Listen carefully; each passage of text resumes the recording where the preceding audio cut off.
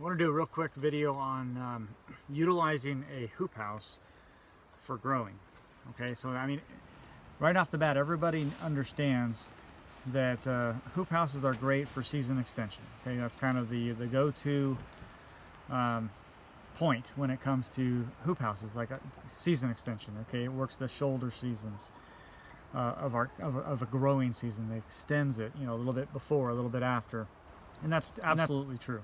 But there's another aspect to hoop houses that I want to talk about, and that is the idea of getting fruit to ripen faster. Okay, that seems very intuitive and obvious, but let me just explain real quick, because I think a lot of people, depending on their climate, get this confused. And here in North Idaho, for example, it's quite common for people to have trouble getting tomatoes ripe. Okay, so they'll get some, but at the end of the year, you know, green tomato salsa is everywhere here in North Idaho because of our short growing season. Okay, so, but part of that is not understanding what plants need in order to mature, in order to get to that end state of ripened fruit. So I want to use the tomato as an example, and I want to use the hoop house as an example to get us there quicker. And so, for example, today outside, the outside temperature right now, we've got this kind of weird weather coming through, and it's about 50 degrees. The high temperatures outside, 50 degrees. Okay, in here, let me just check. Okay, right now it's about 72 degrees inside of this hoop house, and I checked it earlier. It was 42 degrees outside, and you know, at that time it was 64 or something in here, but it was, you know, it was warm. It felt warm compared to outside anyway. But there's the idea of growing degree days. Okay, so growing degree days, and it's crucial that these plants get enough heat in order to ripen fruit. Now, let me just say this, is that without sunlight, that's the primary means, right? We could have all the heat in the world, but if you have no sun, you're not going to get there. Okay, so that's kind of a given. That's our assumption is that we have enough sunlight. Okay, but we also need the heat. So again, I use the example of North Idaho, and we'll get enough sun, but not necessarily enough heat in order to get tomatoes ripe. Okay, or not get a lot of them ripe. All right, so a lot of people will get ripened tomatoes, but it's like, well, I got some, but I had so much more, you know, green tomatoes, and they'll do all these tricks to ripen the green tomatoes, etc., as opposed to, well, let's figure out how we can actually ripen the tomatoes. Hoop house is a good way to do that. And again, why? Because we are tricking the plant into thinking that it is getting more degree growing days. Okay, and it is. It is. We're not really tricking it. We're really doing it. So today, for example, it's 70 degrees in here. If we were to do the calculations on growing degree days, we would be up there. We're going a lot further along. These tomato plants are going further along towards ripening than the ones on my back deck right now. Okay, and that's what I'm getting at.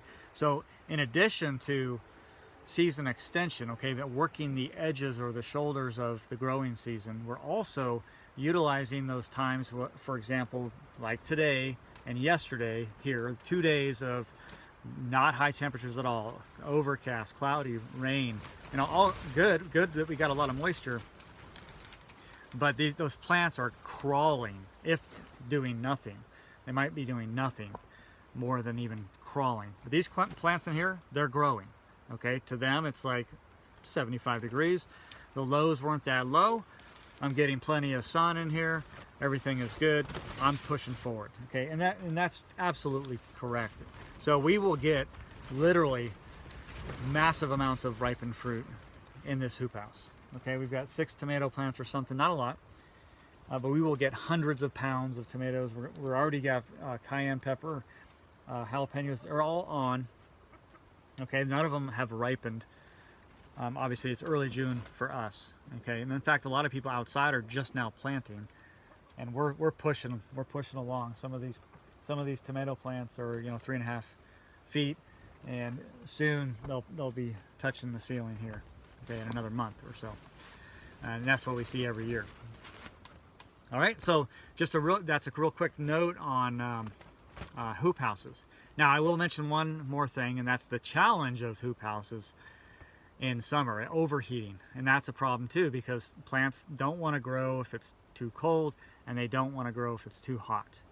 Okay, so that's on the flip side, that's our challenge, is you know, making sure that this place is not overheating.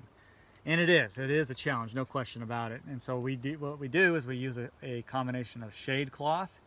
We have you can see there, right there, that is a fan temperature sensor that kind of sucks air out. It works okay. It's not sufficient for this place. I think I mentioned that in an earlier video that we did. I would go with something more beefy if you really wanted to aerate this place more. But we can open that window down there. We can open a window up here to get ventilation, cross ventilation. And if we need to, we can roll the side. And then, like I said, even right now, you can see there's shade cloth on top. So we kind of manage all of those things in order to prevent overheating. But now, you know, with that price of that little extra work, we're getting you know, growing degree days, and we're getting ripened tomatoes throughout the season. In fact, we'll start harvesting tomatoes pretty soon, and we grew all these from seed. Okay, so that's pretty cool. And then, you know, and then like I said, this hoop house, it's a simple hoop house. It's not like airtight. It doesn't have a double wall. It's nothing fancy. In fact, this whole thing cost us $300 or less to make. It's it's cattle panel, basic dimensional framing lumber, a little bit of chicken wire, a scrap chicken wire, and a post in the middle, and that's it. I mean, that's it. And then, well, greenhouse plastic. Okay, and then this is our second set of greenhouse plastic, so I'll say that. So we have to replace that every probably 3 years, and that's because we overwinter chicken, and so it gets used. We don't take it down. We don't take the greenhouse plastic down over winter. This structure stays, and it becomes basically a winterized coop. Yeah, at least some years we've done that. We may change that up.